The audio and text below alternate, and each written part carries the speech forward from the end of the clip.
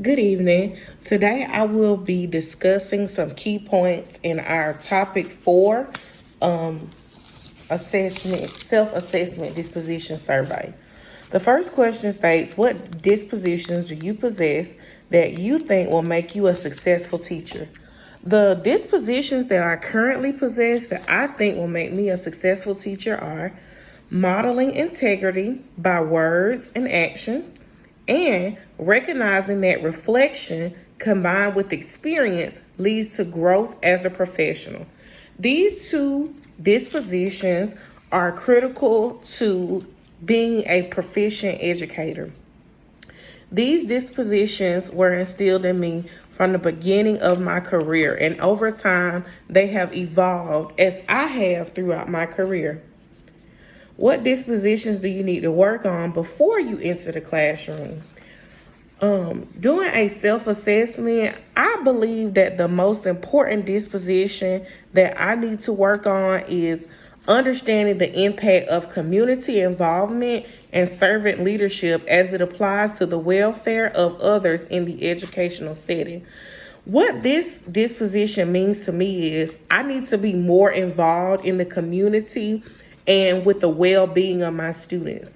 Recently, I implemented a program in my classroom where students can complete a self-assessment in the morning just to kind of show me or tell me how they feel. It includes emojis for those students who may not be able to write proficiently. I say that it needs work because I need to implement it more. It could be exemplified a little bit better in my classroom. I do understand the servitude portion of being an educator. How do the dispositions demonstrate your ability to understand other cultures, genders, and learning differences to build stronger relationships with students and families? How do potential bias affect teaching? So let me begin by saying that these dispositions are put in place so that we can better understand the culture and the environment that we're working with. Every school is different. Every culture and climate at schools, they are different, depending on geographic area, depending on students' background knowledge, or things that they may have experienced. Sometimes your students may have experienced something that you may not have experienced as a child. These dispositions are put in place so that I can approach students the correct way when I'm unsure about something. So currently I work in an area where there are a lot of working parents. So this year we have decided to modify a lot of our programs to afternoons and evenings so that parents who want to participate are able to come in and join us. So this is how we're committed to the profession of teaching and learning. We're adjusting, we're adapting, we're learning our environment. Potential bias can definitely affect your teaching because if you already have in your mind how a specific group of people will act, what they will do, or how they perceive you, then you're missing out on a valuable learning experience.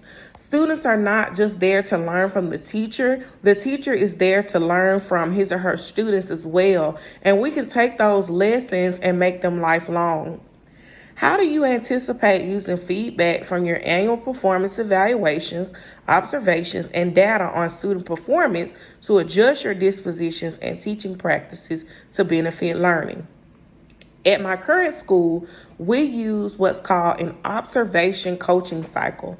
That's when the math coach, reading coach, sometimes even the principal and members of the State Department come to your classroom.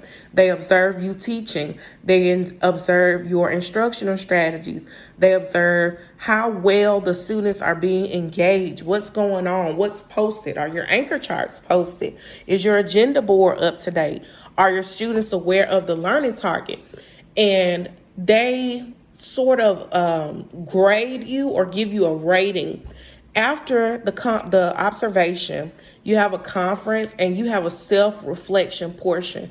And you're able to talk with the person who may have observed you and explain things that may have went well and things that you may have to grow on. So we call that our glows and grows. So having that type of feedback is beneficial to my teaching career because it helps me to better provide instruction to my students. So I can go in and tweak something, change something, or present something in a totally different way so that my students can understand what's going on. I enjoyed completing this survey because it helped me reflect on exactly what I should be doing in the classroom.